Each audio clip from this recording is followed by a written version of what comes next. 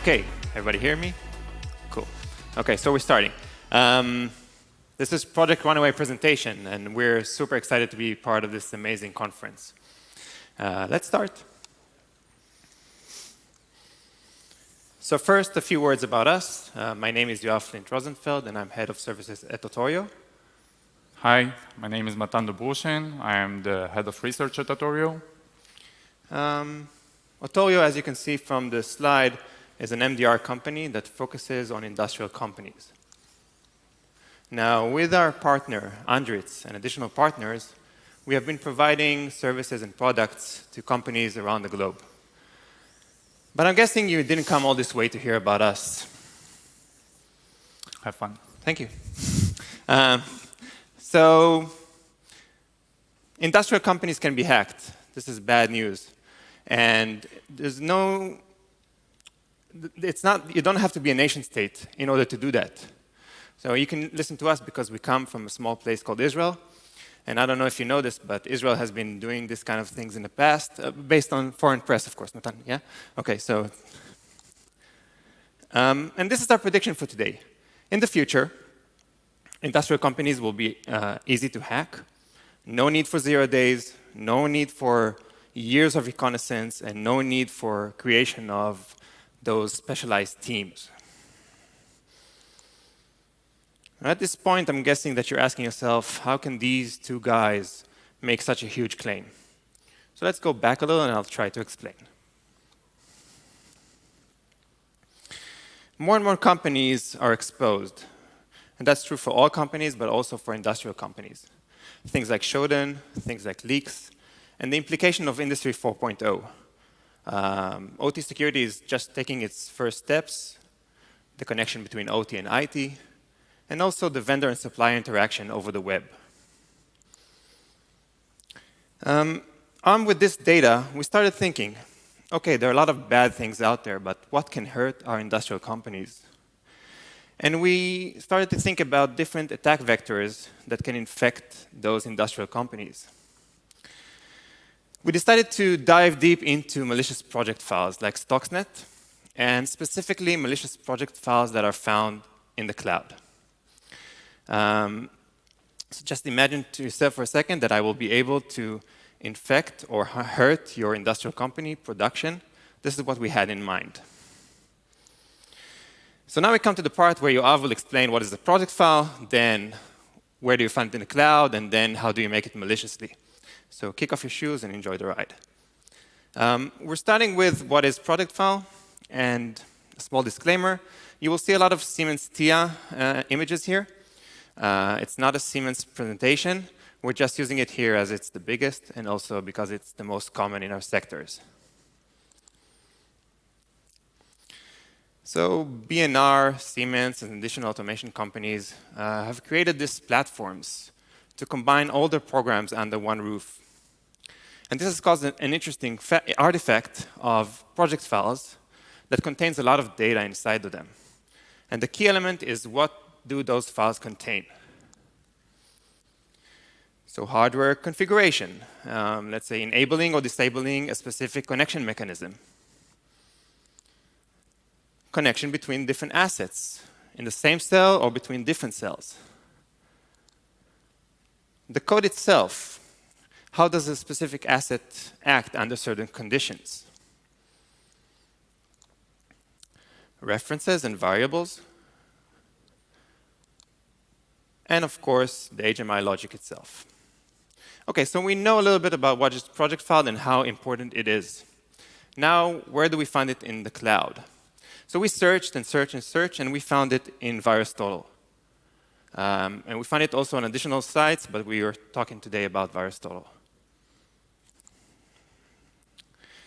So most of you know VirusTotal, so I'll just do 2 slides on this, and then I'll move forward. VirusTotal is a site that contains over 70 different antivirus engines. And a normal user can just upload a file to the site using his browser or using an API. And then the file is being analyzed by all these antivirus companies. Once the file has been analyzed, it's available for download for antivirus companies and also for additional researchers. Now, this comes at a price, but this price is within reach. And also, VirusTotal has some screening process, but again, it's not a bulletproof scenario. And we found so much data on VT.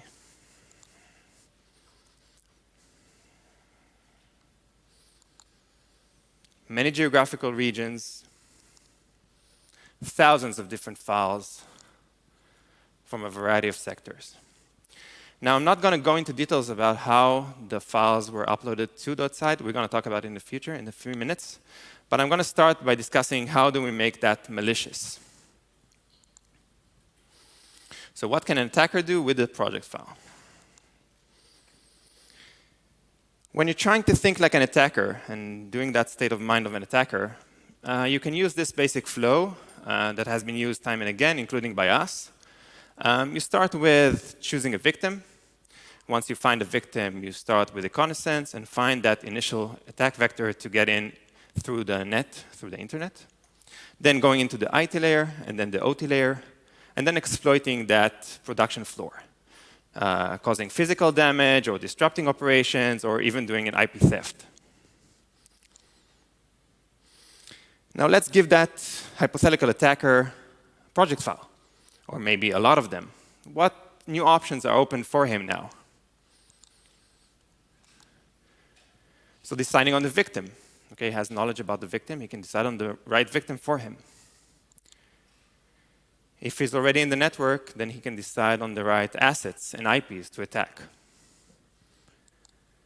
And also, he can create that tailored payload. Now, this is one of the biggest challenges out there.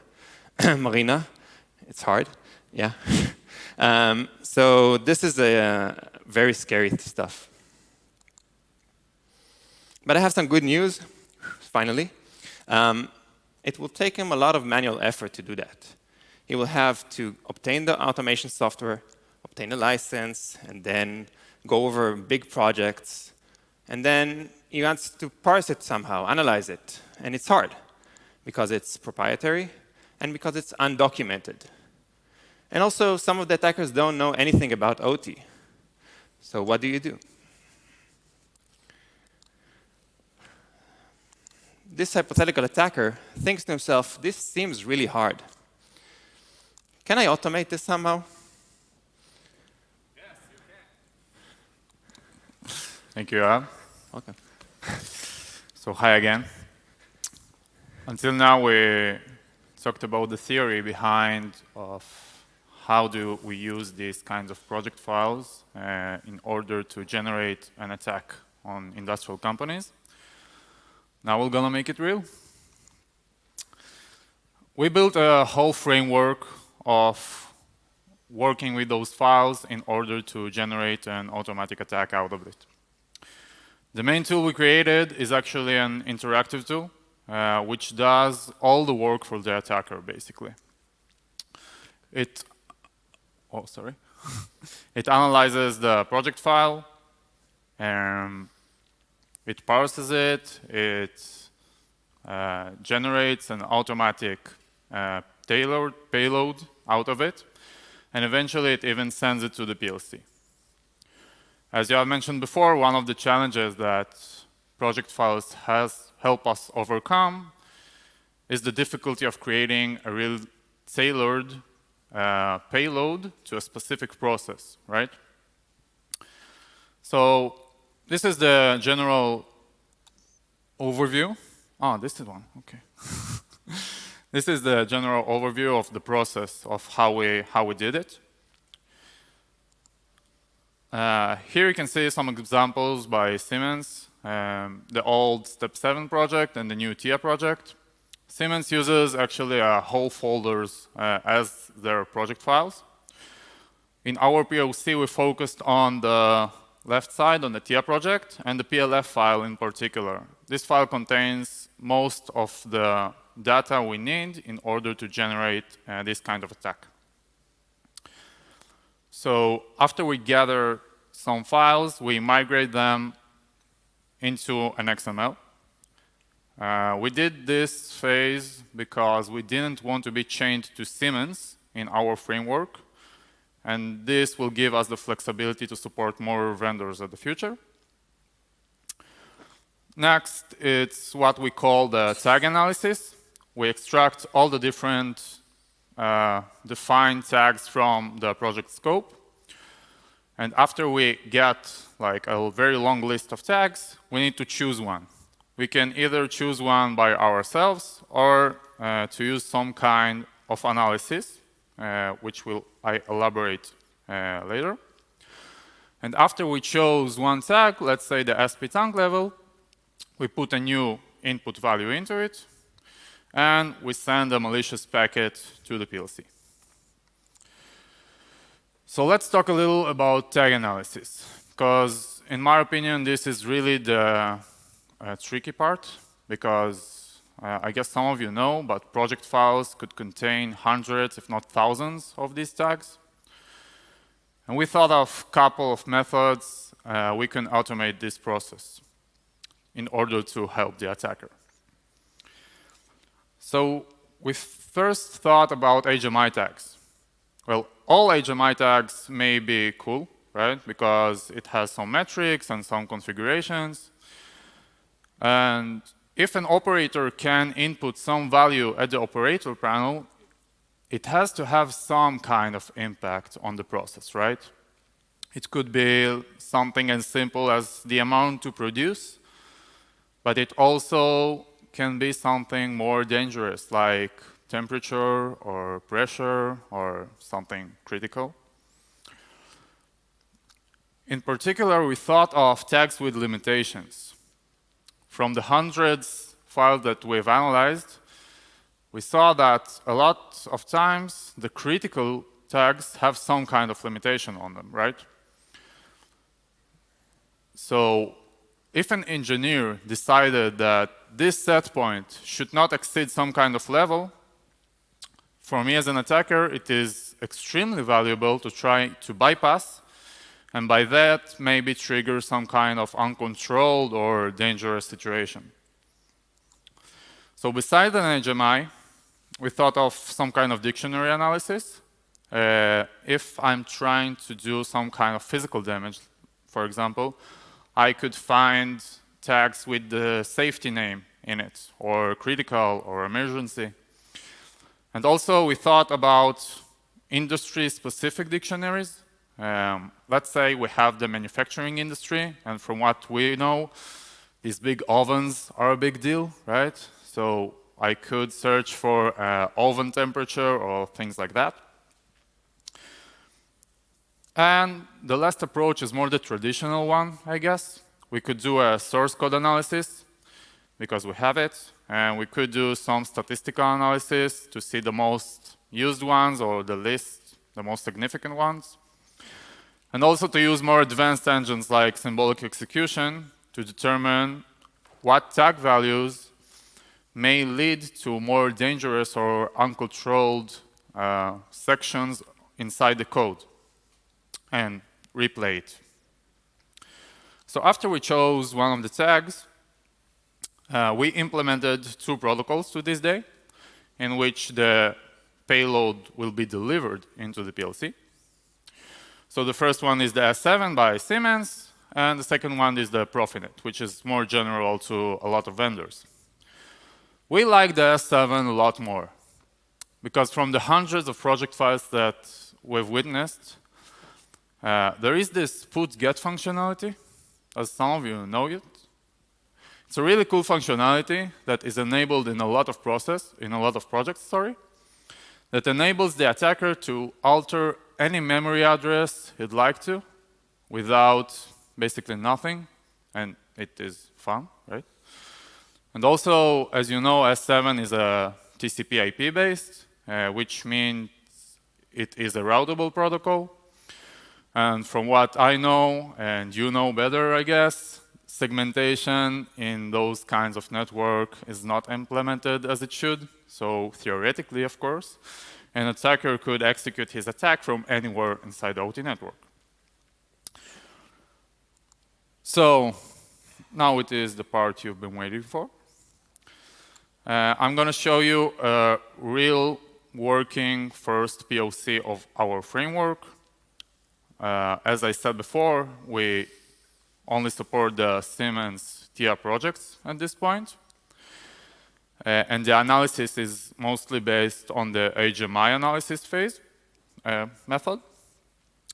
And we really focused on the evil tag scenario, but of course you could generate another payloads like bad firmware or to upload a new code to the PLC, but we focused on this one. So I know how much you guys like to see exploding water tanks on the stage, but we've decided to use the Factory I/O, which is a virtual simulation. It actually talks the S7 protocol with our physical PLC back at the lab. And hope you like it. So this is our sorting machine. These kinds of machines are extremely common in the manufacturing industry. The screen you're seeing is split into three: the attacker's terminal at the top, and the operator panel, which is the HMI at the bottom, and the physical simulation. The HMI has some metrics and some stop or start buttons, and also the left part is the actual mapping between each product and its destination belt. So an operator can choose where to send each product. Should I stand here? So it's okay. Yeah. So from the engineering software perspective, if we load this file into it, you can see here the source code, and also all the tags that are defined. Again, this is a very basic project. You can see here each product type and its current value, which belt it should go at the end. So we migrated this project file into an XML, which basically looks like a giant XML. And after that, we could use our interactive tool. So this is the only input we give to our framework. And after we execute it, it will ask us for the target IP. We used our PLC, of course. And now the program asks us if we want to use a tag analysis or to choose our tag manually. Of course, we, for the presentation, decided to do a tag analysis. And now you see only the tags that are defined at the HMI. You can see their names, their comments, and their current values. Also their limits, but we'll not use them in this presentation. So we decided we want to change the green product lead, which is the third one from the end. And its current value is set to 2, and we would like to change it to 3. Because it is an interactive framework, we just use the arrow keys. Now the value is 2. We enter 3, we press enter, and voila. Now the value has changed to 3. And if we wait 1 second, we could see the green product lead, which is supposed to go into the second belt, will actually go into the third one. And yeah, we destroyed Amazon, right?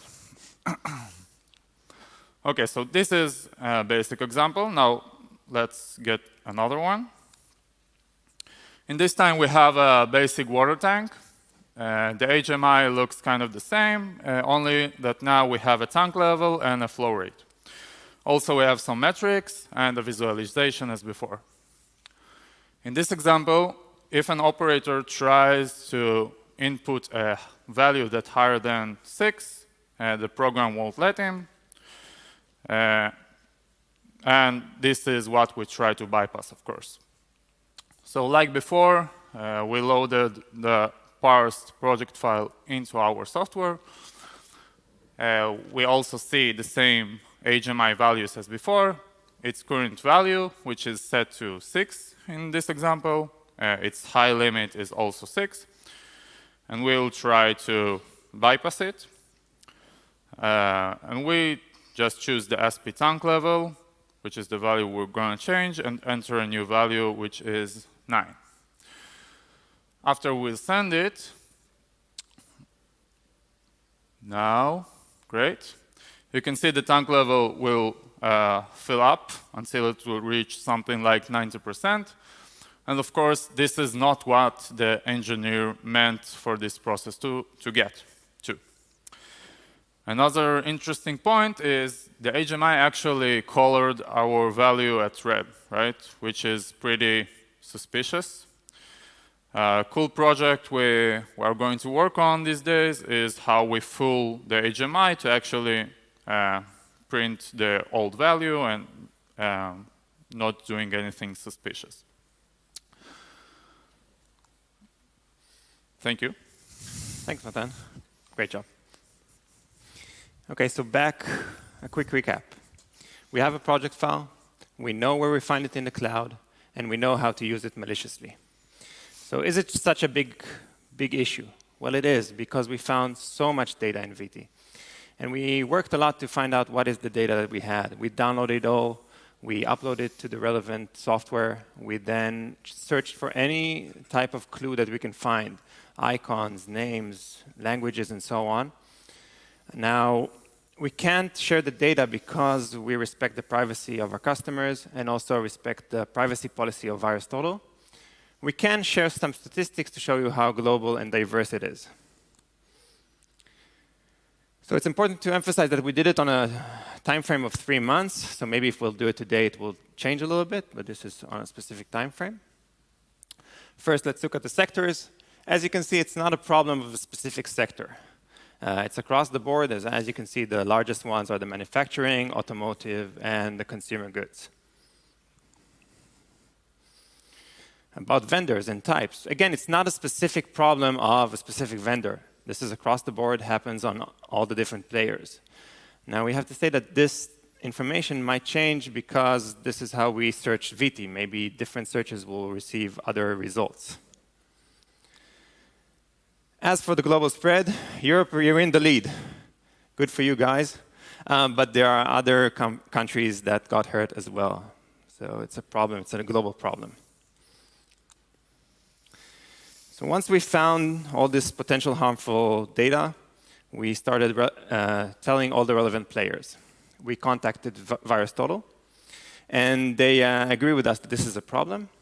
And they refer us to the probability or the availability of their solution that you can just contact VirusTotal and request to remove the files that were uploaded unintentionally.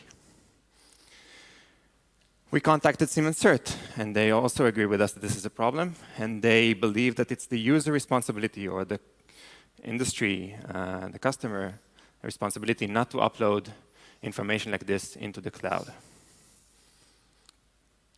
And we notified the different certs around the world, and they're in contact with the relevant companies, trying to see what they can do with them. Now, don't panic. Here I come to save the day. So this is a big problem, and we know it's a big problem. And based on the data that we have, we see that it's so spread and so global that this hasn't been done intentionally. This has been done unintentionally and unknowingly. And we figure that it's caused by the software that we bought to protect us. Things like antiviruses, EDRs, and also mail gateway scanners. They upload files that they don't recognize into the cloud. So what do? We devised some guidelines for you to use in order to protect you in the future. Now, if you're not connected to IT or not connected to the production floor, just pass along this data. Protect, protect, protect, protect. So first, if you have access management in your software, use it. Second thing, use your operating system and protect the files on your hard drive. And if you do choose to send the information outside of your organization, then encrypt it. Encrypt the files, encrypt the container. Make sure that the files get to their place encrypted.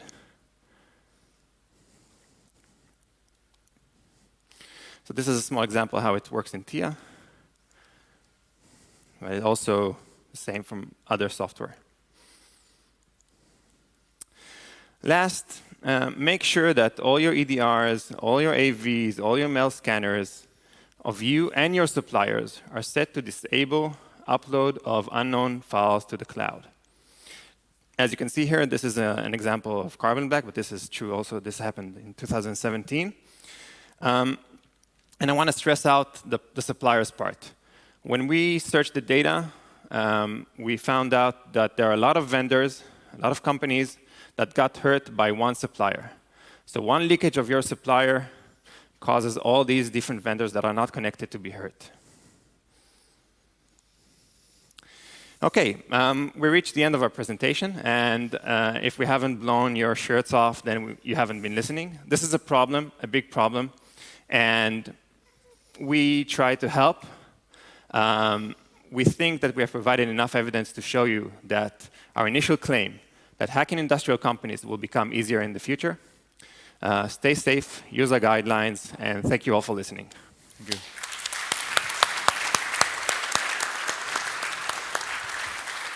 Thank you, guys. Thank you. A few questions? Thank you. Sure. Or of course, if you have any questions, then you can contact us also directly. Not only through Mentimeter, Yeah, they directly. can contact you directly? Nice. All right. So we have only a few questions, but Okay. let's see if you're ready. So did you perform any attacks on real systems? And if so, were they detected anywhere? This type of research that we've done, we haven't done any attack on real live in the industry companies. We do provide this service, but we haven't done this now. We only do it once somebody requests it. Right. Okay. So no. So because I have another question here that say that wouldn't the engineering workstation software not notify the engineer that the project file had and the project file on the controller are different? Okay, so that is what Matan mentioned, that the future will try to overcome this HMI knowledge, right? This is what we're talking about? No, I think the one who asked this thought that we override the project on the controller, and this is not the situation. The project is the same, and we only use the data from the project to know what to change. But the project and the code on the PLC stays the same. We only mess with its memory.